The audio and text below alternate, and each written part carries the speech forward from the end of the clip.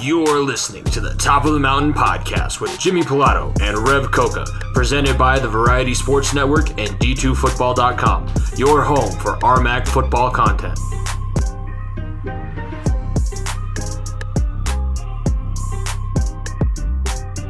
Now, to your hosts, Jimmy Pilato and Rev Koka. Welcome back to another episode of the Top of the Mountain podcast, week 3 of the 2022 season. I am one of your hosts, Jimmy Pilato, joined as always by Rev Koka, both former Western Colorado offensive linemen. Now get to talk to you all about the entirety of RMAC football. But before we get into that, I want to mention we are presented by the Variety Sports Network. You can follow them at variety_sports_ on Twitter, variety_sports.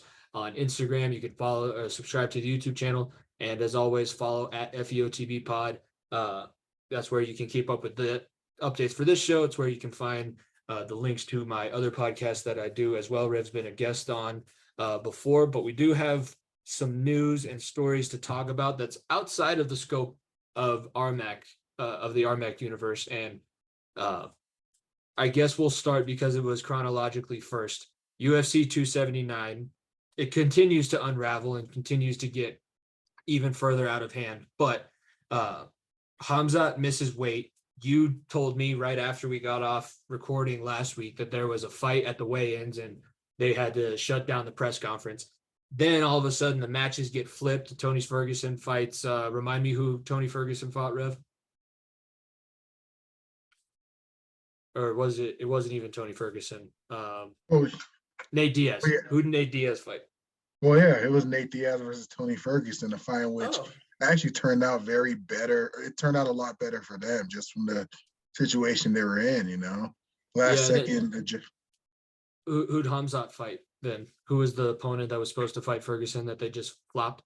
Yeah. So, for the last 3 fights on the card, there was a bit of a switcheroo. So, Chimaev, who initially was supposed to fight Nate Diaz, which kind of felt like a bit of an execution or a squash match, they moved Chimaev to fight Kevin Holland, who initially was fighting Daniel Rodriguez. Rodriguez fights Li Ji Liang, and then, main event was Nate Diaz, Tony Ferguson. So literally at the last moment because Chimaev missed weight after, I guess, the doctor intervened and told him he shouldn't cut weight anymore, according to his own word. So he just decided to fight at middleweight, came out at the last moment, and then, just created this whole frenzy of a situation where he missed weight, but no one knew beforehand that the doctor told him not to cut weight in the first place. He kind of played in a very nonchalant pro wrestling heel kind of manner. And then from there, it just created this whole just domino effect of events where at the last moment, everything got switched around. But thanks to the fighters being willing to take it, this was a boxing event at the last moment. Chances are you're not going to see something like this. The whole card would have been canceled. So to see the fighters carrying on with it, you got to give them a pat on the back. Yeah, they do deserve some credit. I would say, there's a lot of rumors swirling around.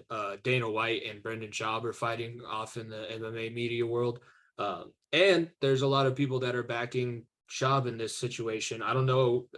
I know that you're a UFC guy. I don't know how you necessarily feel about Dana White, but it seemed a little shisty, like this was planned. Obviously, you said execution match against Khamzat for his last fight on his UFC contract when Nate Diaz has not been near the level of Khamzat Chimaev in quite a long time. Like, he's going to be a game fighter. He's going to put up a good fight, but that was going to be brutal to watch. And then all of a sudden you're able to just flip-flop all of the matchups and everything's good to go. There's no way Dana didn't know that a doctor didn't tell Khamzat to stop cutting weight. I think Khamzat was just a fat ass that came in and decided he was going to miss weight because he thinks he's the hot shit. And it seemed all kind of out of whack. But now that the aftermath is centering around whether or not this was fixed, whether or not this was planned, what does the UFC have in store to try and fix their image? Because I would say, yes, you put on a good product. I doubt the pay-per-view numbers were anywhere close to the projections or whatever Dana White's going to say they were. The gate probably was pretty good because people love seeing Nate Diaz fight, and it's going to be his last fight in the UFC. But overall, I'd say I'd chalk this weekend up as a big fat loss in the UFC's column. Honestly, I wouldn't quite go as far as you would go just when it comes to the loss because ultimately the names are still there, are still the names. Well, Diaz and Chimaev is weird because like Chimaev brings in the audience of this new up and coming fighter and how the Russian fighters love getting behind. Like there seems to be a sense of like nationalism where if there's one Russian fighter that blows up, you see their Instagram and all of a sudden you see them with hundreds and thousands of millions of followers and just something about that environment. They really back behind their fighters, but also moving Tony Ferguson into the equation. I just think it kind of I don't know if it takes a hit. I don't know necessarily how to put it, but it's a different type of audience where the hardcore fans love him. They're gonna back down Tony Ferguson. He's kind of been known as kind of like the hardcore favorite, the action fighter, the guy who was always maybe half a fight away from a title shot, but due to some bad luck and an inability to schedule a fight with Khabib for whatever reason that didn't happen. But it's weird. Like I don't know if I can necessarily say the event took a hit because the matchup seemed to make a lot more sense to me. If Dana wasn't trying to be a jerk to Nate Diaz, I think that this was the way that the card should have looked the entire time. Not Hamzat at 185 pounds, but Hamzat should be fighting a guy that's on the same trajectory. I get giving him some sort of a gatekeeper, except they didn't even have a gatekeeper in Nate Diaz. Um, he's like I would say not put out to pasture, but it's definitely on the downside of his career. And you don't want to see. I think it would honestly be bad for Hamzat. I think Hamzat needs to have another test, just like he did against Gilbert Burns, because he was exposed in that fight as if he doesn't fight smart and he tries to go out there and think that he's better than everybody, he's liable to get tagged. And when you get tagged in the UFC, those 4 ounce gloves, they pack a punch and you're going to get knocked out. So I really wanted to see him take a step up in competition, and I'd say that Hamzat didn't get that opportunity and didn't even get the brand recognition opportunity of doing what we all kind of expect he was going to be able to do to Nate Diaz. So that's where I come at it as a loss. Yes, good on you for being able to put on the event and not having to cancel and refund tickets. That's something that the UFC is brilliant at because they were the first organization to hold like true events during the pandemic and not even really miss a beat coming out of all of that. But it was just a strange situation. So that was the main MMA news. And then how god awful was that Steelers game to watch? We talked about it on last week's show before we got into everything. Your Steelers played my Bengals. The Steelers took the win, even though it took a lot longer than anybody expected to figure out who was going to win. I texted you that was one of the worst games that I've ever had to sit through and watch. What were your thoughts sitting there? And obviously you came out on the good side, so you probably have a little bit different feeling than I do. Were you scared by it? Were you nervous by anything? Scared? Encouraged? How do you think Mitchell Trubisky did in his Steelers debut?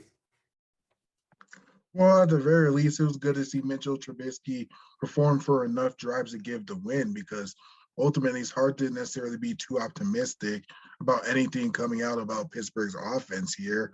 The thing that saved us here was the defense holding on and the multiple turnovers and harassing Joe Burrow all game. And it's kind of right now, it kind of feels like a bittersweet victory for Pittsburgh where, yeah, we came out with the win and the defense looked good and they were wrecking havoc and causing turnovers. But ultimately, you come out of that game with TJ Watt, the biggest piece of our defense, the most reliable pass rusher on the team, coming off a torn pec. And it's just like, well, that makes things a lot harder to dial up pressure. You're just going to have to hope that Alex Highsmith keeps up the good play and that Cam Hayward perhaps ups it a notch. So it just feels very bittersweet when you come out with a win, but after week one, realizing that your most dominant player is going to be gone for basically the majority of the season.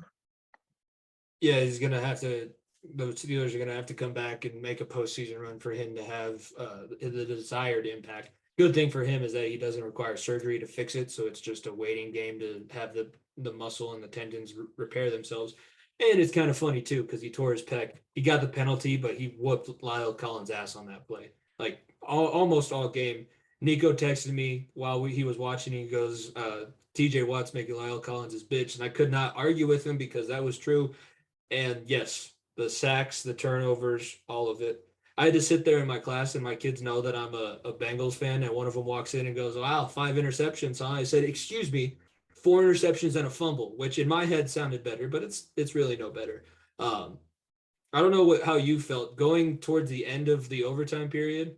I was almost just ready for the game to be over without a winner because it seemed like the more people played. I mean, Joe Mixon got banged up towards the end of the game. T. Higgins was knocked out early with an illegal hit that should have been flagged. It seemed like the more the game went on, the more people were going to go down. T.J. Watt obviously got injured. Cam Hayward was only in for a handful of snaps. It seemed like because he's just not the youthful player that he used to be, where you have the same mindset, like, let's just get out of here and hopefully we have enough guys to field a team next week. Well, definitely like looking at the box score from Indianapolis and Houston on the other side, seeing that game end in a 2020 tie, it almost felt like there was going to be some type of deja vu going on. Like, well, is this going to be another game that ends in a 2020 tie? Like, it's just going to waste our time.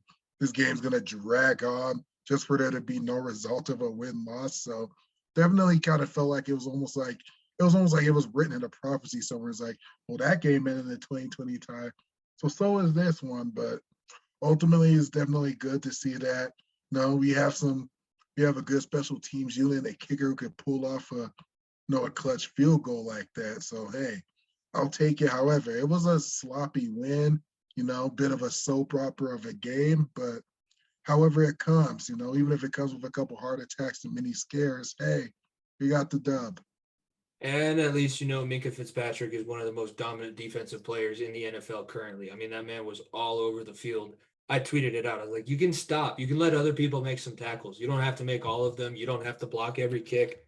Uh, you should know. I mean, that hurt me. The fact that the Bengals lose because the short snapper goes down, and then the backup tight end that they have going in was never snapping on the sideline before he tried to snap for what would have been the game winning point after a touchdown. And then also he was supposed to be at the spot where Minka Fitzpatrick rushed and came in and blocked the kick. It was just like as bad as it can get. So your Steelers win. You're 1-0. My Bengals are 0-1. We get a bounce back against Dallas. I don't know how you feel about the Steelers matchup coming up with the Patriots, but might be a little bit tougher of a game between the two of our teams. And at least one person on the show gets to celebrate a win. I will tell you, looking over the score from last week, it was a rough weekend for the RMAC. Only 2 teams come away with victories, and that was Colorado Mesa didn't even play. They were on their bye week, so they technically come out with a victory. And then Black Hills is the only other team that actually got a win. Everybody else took either a close loss or a big loss. I was at the Grand Valley State CSU Pueblo game. I actually got to see Grand Valley in person. What I will tell you, they are good. They are disciplined. They didn't make as many mistakes as CSU Pueblo. Obviously, that reflects in the scoreboard. Pueblo losing 35-10. But I will tell you, just the same way that watching Mines against Angelo State, watching in the playoffs last year, not this past weekend, and watching them against Valdosta, these teams that are nationally ranked and perennial powers in the D2 level, they're not that much farther ahead than the best teams in the RMAC. I mean, the Thunderwolves had every right to be closer in that game. And if it wasn't for pretty bad weather and a few mental mistakes early on in the season, I could see that game being a 1-possession game rather than, a 25-point victory in favor of the number 4 team in the country. But it was rough. And our game of the week from last week was Chadron State going to formerly known as Dixie State. It's Utah Tech now. Utah Tech got to have a nice little party out there in St. George. I watched the ending of it, but honestly, after getting home from the Pueblo game, but by the time I turned it on, I'm pretty sure the 3rd team was in. They were about to trot out the water boy just to give him a shot at quarterback to see if Utah Tech wasn't going to score again. Chadron's in a little bit of a weird spot. I said it last year. They were ranked 3rd in the preseason rankings and had a few games just get away from them. And now this is 2 weeks in a row where you've gotten absolutely manhandled on the road by good teams. So I'll give them that. But you're not even putting up a fight in most of these games. So What did you think about Shadron and the fact that they went down to Utah Tech 56-10? Well, it almost seems like at this point, the boys at Utah Tech listen to our podcast talking about how undeserving they were to go to the FCS level. But hey, kudos to Utah Tech. This is the one Division II matchup on the schedule, regardless to their history in the RMAC, and they treated Shadron State like a Division II opponent. So hey, kudos to Utah Tech. They did what they were supposed to do. As for Shadron State and people who follow them and are fans of them, perhaps it's got to be a little bit concerning to see that in both of these games, they did at the very least show very much competitiveness in either of these games. They did at least put up some offensive points this time. They did score. They had a touchdown, looking at the box score, touchdown in the second half. So it was tied going into halftime. And then the third quarter is when things exploded and it just got worse going into the fourth quarter. The performances that stood out, if you can say they stood out, Heath B. Miller was 12 of 27 for 121 yards. Unfortunately, 4 interceptions, but looking around the rest of it, I mean, as a team, you only rushed for 129 yards on 43 carries. Not great. And then on the other side of things, Dixie State throws for almost 400 yards and 4 touchdowns. So that's just not a recipe for success. And I know that Shadron knows that. It's kind of weird to think about. I was when I was down there in Pueblo, I was talking to my brother and I was like, who is, because obviously Western has Adams and Mines as their 2 big rivals. I go, who is CSU Pueblo's rival? And he goes, Shadron. And I went, why Shadron? That doesn't really make any sense. Well, think about it. Is like when CSU Pueblo won their national championship and was first resurrected, Shadron was the class of the RMAC, and they were the team that everybody had to go through and beat. Our former offensive coordinator, Joe McClain, was setting all kinds of passing records for them. And it's crazy to think how much it's changed just in that short, about a 10 to 15 year period of time, to where we're talking about Shadron being 0-2, and they will possibly have a bounce back. This weekend is the opening weekend for all RMAC competitions. So we're going to have conference games to talk about, and they get Black Hill State. So I will say they do have an opportunity for a bounce back, because I don't think Black Hill State is very good, and Black Hill State's coming in 2-0, thinking that they are king of the mountain, even though they've beaten 2 bad NAIA schools so far on the season. So they'll have a chance, but so far not great if you're a Shadron State Eagles fan. I agree with you there. If you're a listener of this show and you're a Shadron fan, we apologize, or we feel for you. I'm not going to apologize. I'm just telling it like it is. And so far it's not very pretty out there in Nebraska. Before we get into our game of the week coming up for week 3, wanted to mention we are presented by Row One Brand. You go to row1brand.com, follow them at The Cool Stub on Twitter. Row1brand.com, you get 15% off anything in the art gallery when you use code VSP15. That's VSP15, get 15% off anything in the art gallery. Awesome stuff over there on row1brand.com. Proud affiliate of the Variety Sports Network and this podcast, Top of the Mountain, with Jimmy Pilato and Rev Koka. Okay, we talked about it. The game of the week for this week is going to be another team that is searching for their first win of the season. That's the Colorado School of Mines Ore Diggers, going to Alamosa, playing the Adams State Grizzlies. Adams coming off of a 34-19 loss, and Mines lost 30-27 against Angelo State in overtime. That was a nationally ranked opponent that they lost to in overtime. And really, in all honesty, they probably should have won. I was watching the replay of that game before we went over to the Thunder Bowl to watch CSU Pueblo, and really close throughout the first half. I would say that Mines gets themselves in trouble because they start so slow and they get down by like 10 to 15 points, and then they make a hellacious comeback, and then the other team just has to do one extra thing, and it's still going to be a loss. So started off 10-10 going into halftime. Third quarter, Mines actually took a lead and then not able to close the door in the fourth quarter. Angelo State scores 10 points and then kicks the game-winning field goal in overtime for that 30-27 victory. What do you think causes Mines to be such a slow starting team, especially in these matchups where they're playing Grand Valley State and Angelo State, and teams that have some national media, national prowess behind them? It seems like they're just sleepwalking for the first half of the games most of the time. Yeah, perhaps maybe that shock factor comes in of going up against a team with, a team that's very high prestige, a team that perhaps, puts a high emphasis on physicality, being two of the more talented teams, whether that's Grand Valley State or Angelo State. Perhaps it takes Mines a little bit of time to wake up and match the physicality of those teams, but ultimately you have to be optimistic just simply due to the fact that they're competing with these teams. It might affect their postseason standings this year because, well, if you take another loss, there's almost there's no hope of you making the playoffs. But ultimately, you like to see the competitive spirit. But yeah, it seems like it's one of those things where they need to wake up and they have to get punched in the mouth a couple of times before they really get their game going. And it's a bummer where it comes out of those couple of plays in the first quarter where you weren't awake yet, in which ultimately determines these wins and these losses. But it's kind of where it's at. You're optimistic that you're competing with these teams, but yeah, those slow starts are a bummer.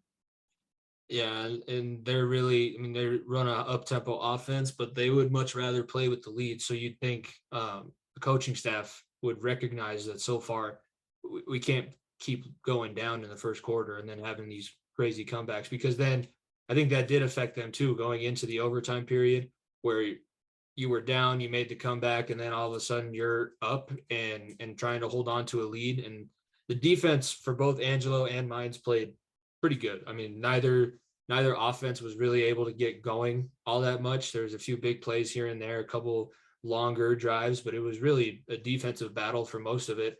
And unfortunately, Mines comes up just short. So they're 0-2 on the season, starting off RMAC play, going to the Green Weenies of Adams State. That's my only time that I'll say that, the Green Weenies. I know that I just made everybody upset down there in Southern Colorado, but Adams coming off of a little bit different path here. So they went to West Texas. Actually, they hosted West Texas and Alamosa last weekend.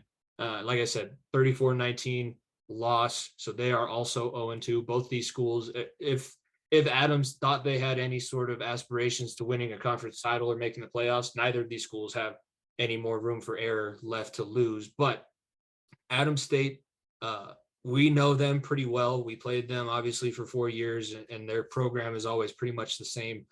There is some talent. A couple years they had some really stout receivers, some studs on the outside, and they're normally pretty big on defense. But you run into the issue, you turn over a lot of kids every single year, so mental mistakes, especially early on. I mean, last year I watched the Western Adams game last year. That was one of the games of the week early on in last season, and I want to say Western threw 4 interceptions in the third quarter alone, and they still beat Adams by at least a touchdown. So Adams just can't get out of their own way, and it seems like that's what kind of hurt them against the West Texas A&M Buffaloes. West Texas has got to love playing these RMAC schools because it's almost like a free victory.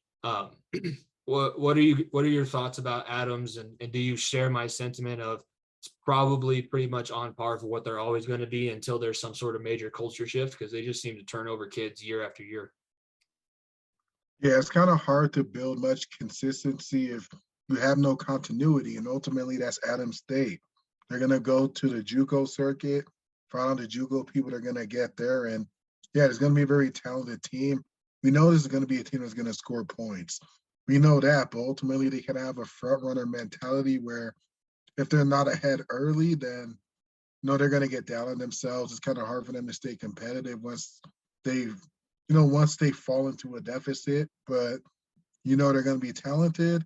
If you're not prepared early, and if Mines has one of those games where they're sleepwalking early, then perhaps they can find themselves in a bit of a hole that they have to dig out of. But yeah, if you don't take them seriously, they could drop some points. Is Rev Koka predicting a upset victory? Adams beats Colorado Mines on their home turf in Alamosa? Oh no, I'm not necessarily predicting that right off the bat. I'm just saying the circumstances where lately they've been starting slow, and you got a team like Adams who they have no problems. They've kind of always emphasized that quick passing game. They had Chad Hovass, dominating teams with a cast on his head a few years ago. They had another receiver in 2019, forgot his name, but absolutely terrorized us in that game. So they've always had like those offensive weapons and a receiver who could really do some damage. But ultimately they're not disciplined. They're always going to be near the top of the RMAC when it comes to penalties, and that discipline is going to make a difference. My big thing so far, we talked about the fact that it's so crazy. Michael Zeman is once again playing in the Division II level at the in the RMAC. So far through 2 games, only 39 carries, 119 yards, and 2 touchdowns. So not necessarily the production you're expecting out of the leading rusher in your school's history. And then the other part of the backfield there with John Matoka, so far on the season, 39 of 62. No interceptions, which is good. 3 touchdowns only though, and a 62% completion percentage. For the purposes of the RMAC play, yes, you will be able to win games with with John Matoka and Michael Zeman playing like that. You will be able to beat some of these, especially the lower teams in the RMAC. I think Pueblo might give you a little bit of issue if those guys don't step up. But the fact that you're not getting any kind of production out of the offense that we said you're probably going to have to take the lead, take the reins, because you graduated so much leadership from your defensive side of the ball last year, and they haven't stepped up, but their defense has. So it's a double-edged sword. You'd like to see the offense get going. You'd like to see the offense and defense be going at the same time. Are you surprised at all that the double whammy of Zeman and Matoka hasn't really gotten off to that strong of a start yet so far this season? Well, I think it would be safe to say that their team might be a little bit more neutralized, on national level. You would like to think that they can rely on them, but ultimately too slow starts. And while they haven't necessarily been horrible, but there's just been a little too flashy against these national teams. But ultimately, I think they're comfortable going up against teams in the RMAC, and this is this is going to be their chance to find their footing again. So this is going to be familiar competition and familiar foes. I think they're going to get their momentum going. I think so as well. This is a good bounce back after 2 very tough nationally ranked opponents. You get to go to a team that I can't remember the last time I heard of Adams beating Colorado Mines. It should be a good way to get your first notch in the win column on the season. Before we get into the standings, look at the rest of the slate for Saturday. Fort Lewis, after getting trounced 52-12 last weekend in their home opener and their season opener against Arizona Christian University, which, like I said, I don't even know if they're Division II. They might be NAIA. Fort Lewis is going to New Mexico Highlands. That'll be taking place in Las Vegas, New Mexico at 1:00 on Saturday. South Dakota Mines is going to be playing Colorado Mesa at 1:00. Western Colorado will be taking on the CSU Pueblo Thunderwolves, looking for a bounce back. Western looking for their first win. This actually might be the first time that Josh Cummings is going to be in the lineup, even though Connor Desch last weekend broke his thumb and he'll be out. Luke Nethercott winning RMAC Offensive Player of the Week honors in his relief effort. So Western Colorado will be taking on the Thunderwolves in the Thunder Bowl at 2 p.m. on Saturday afternoon. And then our last game of the day, Black Hills State 2-0 going to Chadron State, playing at Don Beebe Stadium in Chadron, Nebraska at 6 p.m. That'll be the nightcap for this weekend, first weekend of RMAC action. It should be a fun Saturday, and there should be plenty of games to watch. So if you have a Fire Stick, if you have the ability to watch on the RMAC network, I'd highly recommend doing so. We're going to have Zack Chavez, assistant RMAC commissioner, on a little bit later for a short interview, and he talks about it, the RMAC sports in general, because he works at not just football, but with all of them.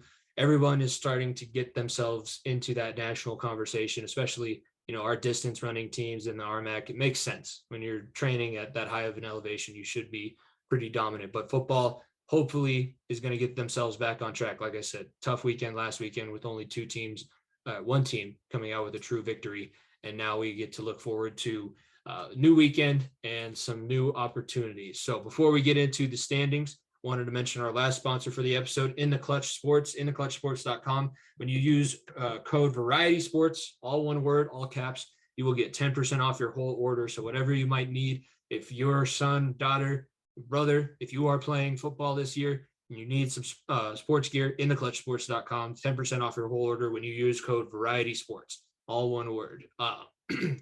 Looking over, we're finally going to have some conference records in the standings. So if you're going to rmacsports.org right now, it looks a little bit strange.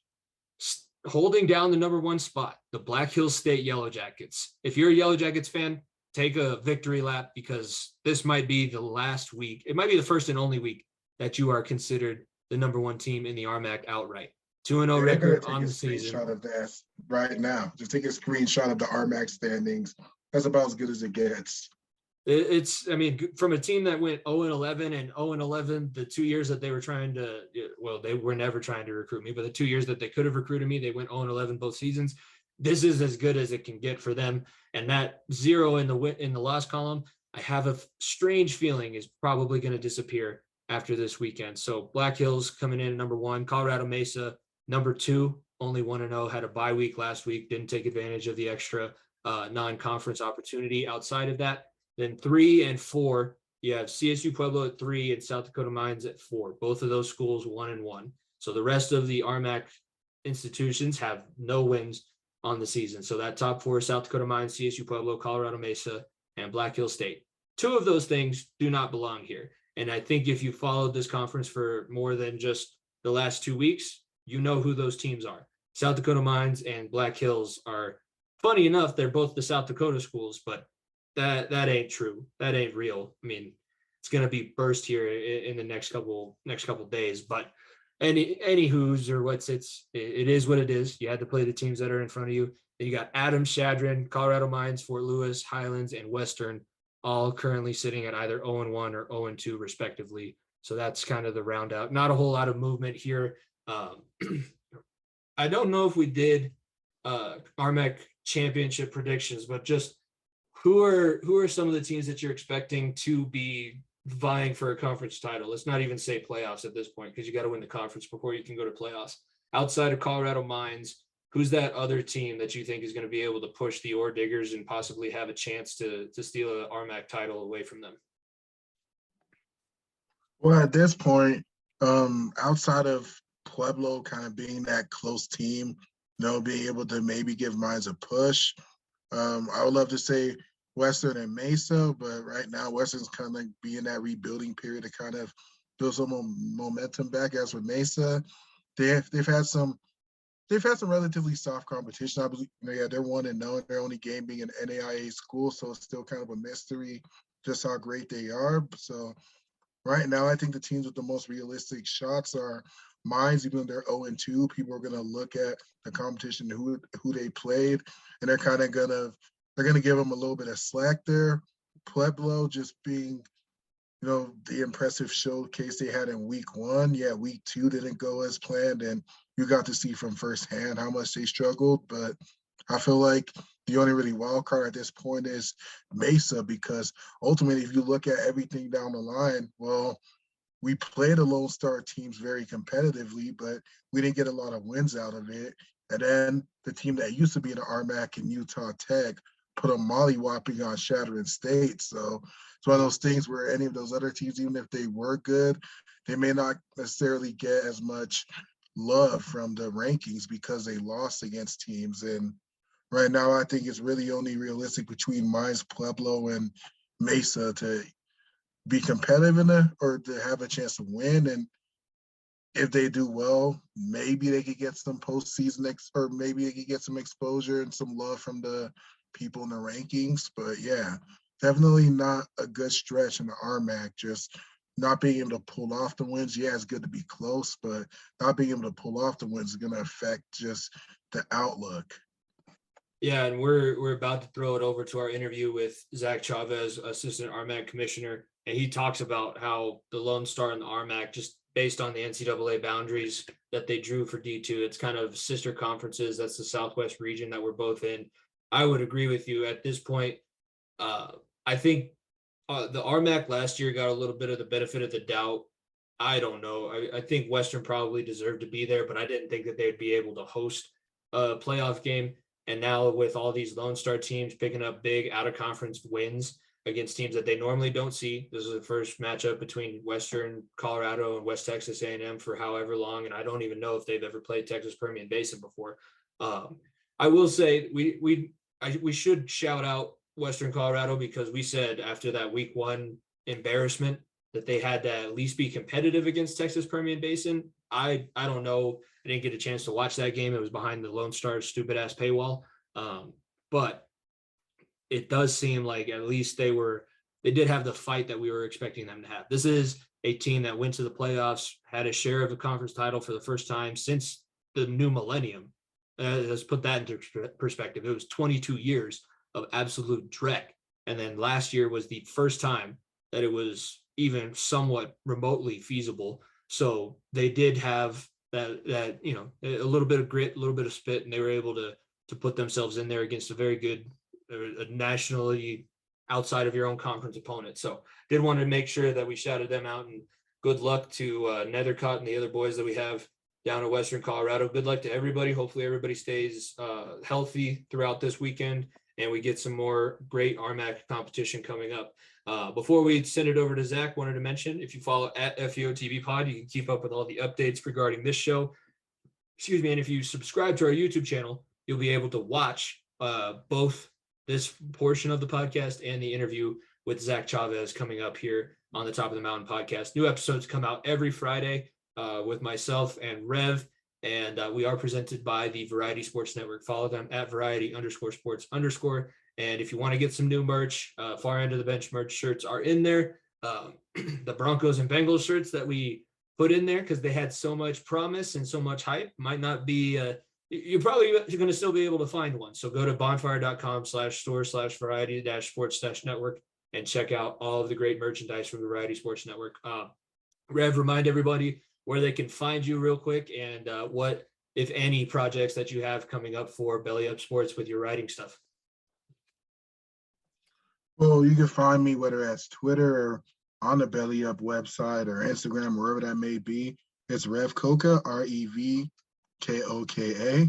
You can find my work there. I'm just, at this point, going to regroup, think about something to write. I haven't fully gotten into drafting anything, but ultimately with what's going on with Pittsburgh and the loss of TJ Watt, it's definitely something that I get covered there, just when it comes to Cam Hayward and the other players on the defense having to pick up the slack, and how the TJ Watt loss, one second, just kind of how the TJ Watt loss could potentially impact his Steelers defense, and how it's really at this time they're going to have to quickly regroup, find something, find some way to match the productivity that they're going to lose from TJ with guys like Highsmith and Hayward and the depth guys. So yeah, interesting time. We got the New England Patriots next. Mac Jones is dealing with back spasms. So how is that going to affect their performance after looking flat against Miami? So yeah, going to focus more on somewhere around that field.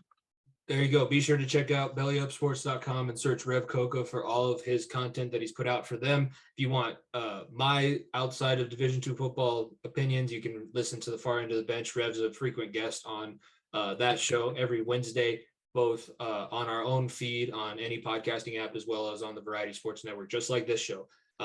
Actually, you'll be able to hear this show on the Far End of the Bench podcast feed, because Anchor was being stupid, and I just decided I run both shows, I edit both shows, so why not have them on the same feed? So Fridays, you'll have Top of the Mountain downloaded if you follow the Far End of the Bench, and then new episodes of the Far End of the Bench podcast come out Wednesdays. So be sure to follow, subscribe, like, rate, review, all that stuff. Enjoy the weekend of RMAC football. Enjoy the interview with Zack Chavez coming up. And after that, you all will be off on your own to enjoy your weekend. But thank you very much for listening to week 3 of the Top of the Mountain podcast. For myself, Jimmy Pilato, my co-host Rev Koka, we appreciate all of you listening, and we will see you all next time.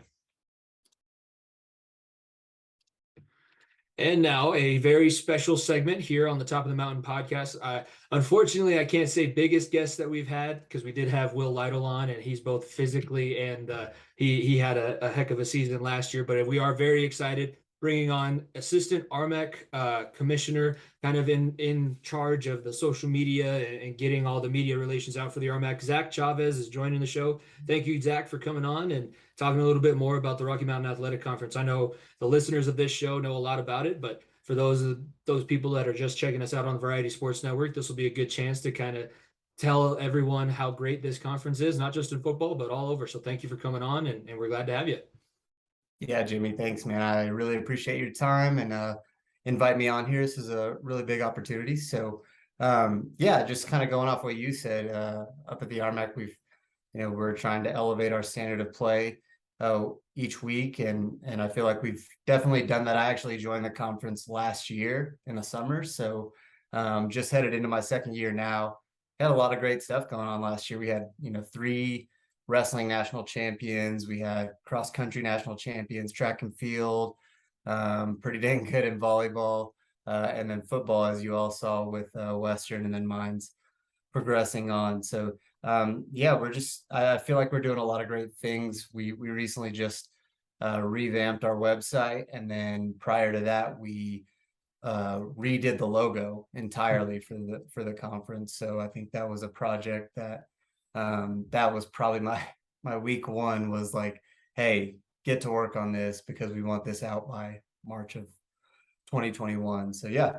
Yeah, no better way to learn than with your feet in the fire. I'm glad that you said that, because when I was initially making the logo for this season, I was like, that seems different, but I can't really tell. And then yes, it is. The logo looks great. So you, like I said, you were telling me a little bit before we started recording, you're kind of the media go between.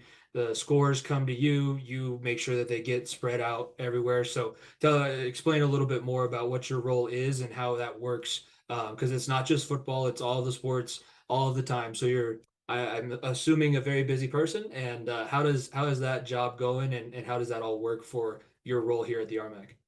Yeah, sometimes I feel like I'm spinning 35 plates, and trying to just make sure one doesn't break, or maybe two doesn't break. But yeah, so for my position up at the conference office, I oversee all media and communications, marketing, branding. We're an office of 4, so I feel like we're all each great at our jobs, but it's just a lot to take on. So yeah, I kind of oversee social media, communications, press releases that go out from the conference. That's me. So it's been a great opportunity. I'd never lived in Colorado before I got out here, but when this position opened, I was like, oh my gosh, I definitely want to get out there.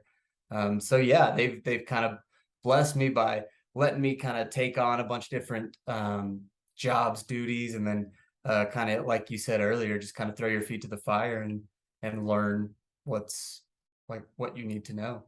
Yeah. So this is your first year, or going to be your second year of the RMAC. Where were you before working for the Rocky Mountain Athletic Conference? So prior to this, I was at the Division I level with the Southland Conference over in Frisco, Texas. So it's just about, I mean, that's where the Cowboys facility is and all that. So it's about 45 minutes north of Dallas, just kind of in the suburbs out there. But yeah, I spent 3 years there. And then prior to that, my first job in this whole business was Lubbock Christian University. So I started at the D2 level. I loved D2, and then when I went on to Division I learned a lot of great stuff there. I loved my time there, but I was like, I definitely want to get back to Division II. It's kind of my stomping grounds. The D2 level is one of those. It's a special place, and we are joined by my co-host Rev Koka. I know he was jumping on. He's excited for this opportunity as well. We're both former Western Colorado offensive linemen, so we do have that little bit of a bias. But just in that last season, we talked about Colorado Mines, Western Colorado making the playoffs, and then Mines obviously going into the semis. How would that have changed your? Did that change your job at all, or what was that feeling like at the Rocky Mountain Athletic Conference, seeing Mines just continue to progress and being one of the better teams, obviously a top 4 team in the country at the Division II level last year? Yeah, it was a really great opportunity.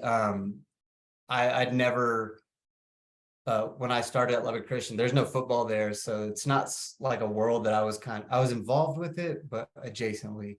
So I didn't really understand like the world and kind of the weight of football, especially in our region, with the RMAC and with the Lone Star. I like was kind of excited to see what we could do, and obviously Mines went on a tear, and was just a couple plays away from a national championship appearance. So that was really cool. Fortunately, during that time I was trying to provide as much coverage as possible from our end. But I also had great sports information staffs at Western Colorado and at Mines. So we were definitely able to kind of feed off each other. If there's some information that I maybe missed in a preview or whatever, I was able to lean on those SIDs there to say like, hey, I want to make sure I understand this right. So yeah. Yeah, that's got to be a little bit of interesting job with not having a person like a liaison for each school. You got to rely on the staffs, and hopefully that each school has the right people in those positions. Rev, you want to jump in with a question here for Zack, talk about his role in the RMAC or anything like that? Yeah, I would definitely like to jump in when it comes to just your overall background, just covering the RMAC football as a whole. I'd just like to ask about like what got you in, just when you think about the whole RMAC and Division II kind of being like a very small little niche environment, not necessarily on the national scene. So I just would like to know what necessarily got you pulled into covering this conference at the beginning when you first got started. How'd they trick you to move into the mountains? I was gonna say, yeah, I think they just said, yeah, you're gonna cover the RMAC now, every sport. But how did I get pulled in? I think it's just these stories write themselves, like with some of the playoff runs and postseason runs in football and then every other sport.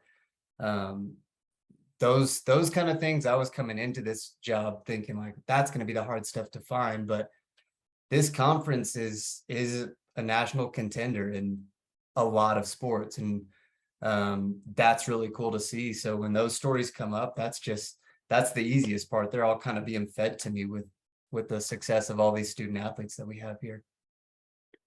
Do you have an athletic career in your background? What did you have a sport that you played growing up that you kind of lean a little bit more towards? Well, I tried to play football, and then I quickly realized I was not going to be the size that I needed to be good at football. So, you're talking to two of the shortest offensive linemen in RMAC history. So. Yeah, I wasn't even trying to do that. I really think I got hit. I got tagged one time really hard in junior high or high school football, and I don't think I like doing that much. Doesn't feel great, but yeah, I kind of played a little bit of everything is what I'm trying to say, but football, basketball, baseball growing up, but my main sport was soccer. So that was something that I find a lot of my like just basic fundamentals have been pulled from that. Yeah, and obviously there's a lot of movement going on just around the RMAC in general, and you mentioned 3 national wrestling champions, the new field for Western Colorado soccer team, which is now also the Western Colorado football field for the time being. So you couldn't have come in to the conference at a better time, and it seems a lot more like the RMAC, the success and the lineage. It was always there because there are schools that have over 15 conference championships, but for whatever reason, I'm sure it's the accessibility of finding all of this information about small schools, because not many people know where Gunnison, Colorado is, Grand Junction, especially like Shadron. Those are all schools that are a little bit off the beaten path. Are there any, what would some of the challenges for people that aren't in your role, what are some of the challenges that you seem to face quite often just trying to figure out how to cover the RMAC? Yeah, I mean, just like with your platform here and kind of all over the place, you just kind of feel like you're drinking from a fire hose sometimes. So that's probably the biggest holdup is, trying to hone in on the story you're trying to tell, the coverage you're trying to provide, and seeking that out. But if you just kind of let yourself get overwhelmed by every kind of platform, it can be a lot and it's pretty daunting. And so yeah, that's something that I definitely struggle with, is a lot of information and a lot of success. Yeah. Rev, he does know that the wrestling is kind of, it's definitely a step up in the RMAC. So now that we're starting to see some of the football teams take over in the national spotlight, I mean, 2 weeks go by and there wasn't a single conference RMAC football game, which is a little bit strange most times. So now that there are other conferences trying to reach out, it seems like the Lone Star is almost like a sister conference, especially for the football season this year. Are there specific conferences that you see, maybe a little bit more of a intertwining, a little bit more of a relationship that can maybe be cultivated to grow both the RMAC schools and the schools in that conference? Yeah, that's something that the NCAA does on their own. So they create these regions. and the South Central region is the region that the RMAC is in, with the Lone Star. Those two conferences alone are so huge that like there's not enough room. So yeah, that's how we determine these relationships, and we're always trying to cultivate those, definitely with the Lone Star, because we have to kind of bring our level or our standard of play up in every sport, because there are so many competitive schools in both conferences. So yeah, those relationships are there. They're constantly being, worked on and kind of intertwined and encouraged to kind of grow, because, when we grow, the Lone Star benefits. And when they grow and go on and do great things in their conference, we benefit because the exposure is so high in our region. Yeah, to kind of hop into the equation and build off of that question, how much do you think the effect in the RMAC is when it comes to playing these Lone Star teams in a big Texas, collegiate football market? How much does that help when it comes to perhaps some of these teams in the mountainous region that doesn't quite have all the exposure yet? And how much of an effect does that play when it comes to bringing more exposure on the Division II level, being able to play teams from a conference with a little bit more of a reputation? Yeah, it's huge, and that's something that our commissioners of both the RMAC and the Lone Star are trying to figure out, like, how can we grow this even more than it is. But those opportunities are great. Truth be told, I don't have the numbers on the kind of attention that it actually brings in, but yeah, I'm sure. I'm a Texas boy. I didn't necessarily play football as far as you two did, but it's king there. So yeah, it's if the Colorado kind of this region's football prowess grew to the Texas prowess that you all know and love, I mean, that we all know and love, it's tough, but it doesn't just happen overnight. So the opportunity to get to play these schools, these Texas schools, in regional matchups is huge for our conference and for theirs. We'll kind of send our last couple questions here. We don't want to take up too much of your evening. Just looking at the scope of we're in the fall seasons now. Is there anything coming up that people should be aware of that you'd like to get the word out about the RMAC? Is there any special projects or maybe a team that we should be on the lookout that you've been noticing might be taking that next step forward? Yeah, well, I think we're always going to have that, with our cross country programs. That alone could be a national standard. But yeah, women's soccer, I believe we have 2 teams ranked within the top 25, or at least one ranked and 1 receiving votes, and the same on the men's side as well. So I could list off all the schools in the RMAC, but I think you need to pay attention to all of them because they're just doing great things there. I think right now our biggest things coming up are going to be our postseason championships, which begin with cross country that first weekend of November. Saturday is when we'll hold both our men's and women's races, but everything is looking great right now, and I can only hope that we're gonna see some postseason wins and maybe some hardware later on down the line. But yeah, volleyball, football, cross country, soccer's, men's and women's soccer's, pay attention.